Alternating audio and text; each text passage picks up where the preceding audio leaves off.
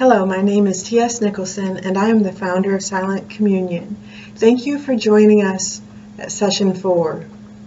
I pray this will be of some help for you on your discernment process. And I just wanted to say this time, thank you for all the different feedback I'm starting to get. It's really awesome, and I'd love to hear yours too.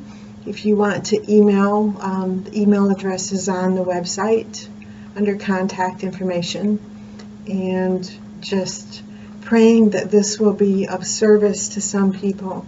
It's very hard. It's hard to write. It was hard to write the book, but it's also hard for me to take my manuscript and put it into a format where you're looking at things bigger than my own writing.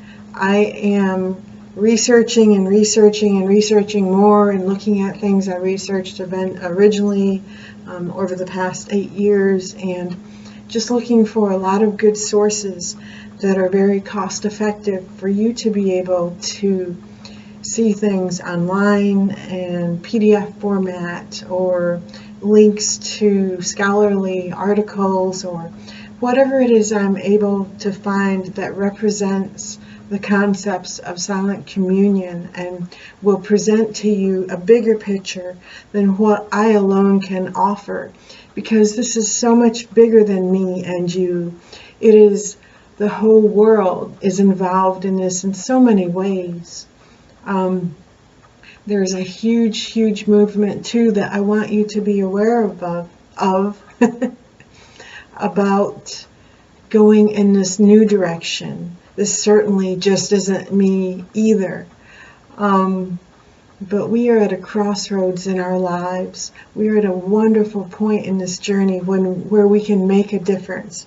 We can discern, we can learn, we can make new choices. And I'm so excited about that. And I encourage you to do it and go through the hard part that it requires to learn about how you must do it.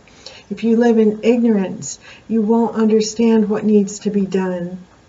So exposure to some of these things is very challenging. I know that, especially if you watched Earthlings in Session 1 or Skin Trade in Session 3.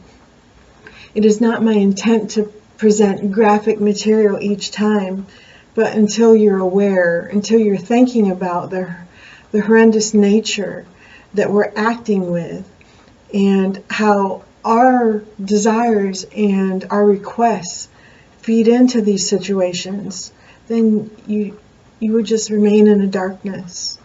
So thank you. Thank you for bearing through some of these really hard things to watch. And thank you for reading the articles and taking the time and reading the scriptures and praying. I'm just so excited. I'm so excited that the feedback is coming in, and it's so helpful. I ask you to join in the feedback and let me know your thoughts and what's occurring from it. Also, there's one other thing I'd like to mention. I've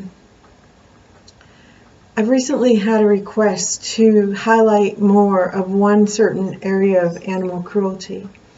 And once again, I want to just gently remind everyone that this website is pulled from my manuscript, one of the 4, Silent Communion, and it is a reflection of the discernment process that I went through using concepts from my manuscript, and I can't deviate from the concepts. So I realize there's a lot more ways to represent the animal cruelty that is going on, and yes, I understand that so many people have passions in specific areas. They focus their energies on making people aware of what's going on in circuses or entertainment or the food industry or the fur trade or so many different avenues, labs, experiments, the horrendous cruelties we're doing there.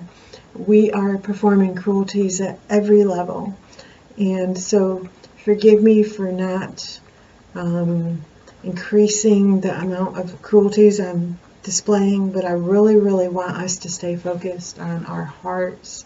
We need to stay focused on our hearts and ourselves, because if we make the transition right in here, then we will impact so many, so many. And we will impact in a very, very positive way what the Lord wants us to do, how He wants us to love and share and be kind and have compassion and tenderness. We will increase these things, and that is my goal. So I suggest researching outside of the small sampling of things I'm presenting, but also guarding your heart. Guarding your heart, and so it's not exposed to the point where you have hate. Hate won't help us.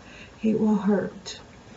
You can't act in ignorance, but you also can't act in hatred. So you're just in my prayers, each one of you, and I ask that you also keep me in your prayers. Thank you. Thank you for this opportunity. It's a humbling experience to share my discernment process with you. And now let's get on to session 4. Thanks.